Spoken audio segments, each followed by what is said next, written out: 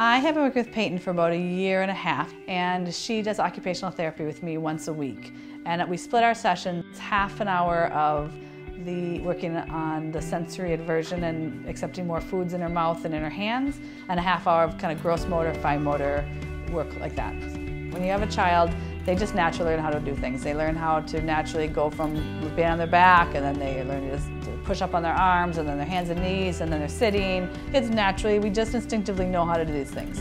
When you have a kid with special needs like Peyton, and all kids with special needs are different, but Peyton's needs, she wasn't getting any of those milestones on her own. And her parents are both physical trainers, so they know a lot about the body and how the body works and how movements work and what muscles and that sort of thing. But they got a child whose muscles and her brain was just not connecting with her body movement. A lot of times it's hard for parents, and they hope that coming to therapy is enough. When you see the progress that we've seen with Peyton over the last 1.5 years, it's because when I leave here, the exercises are worked on.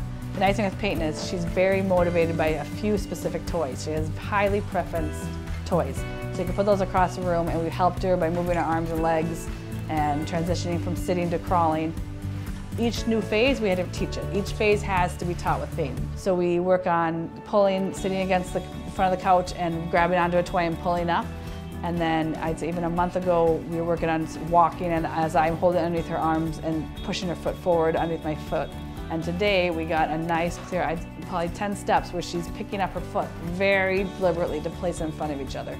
She still needs the full support to control her balance, but she's moving her feet. So with Peyton, it's every step is we're teaching, but we get one skill and then we go on to the next ones.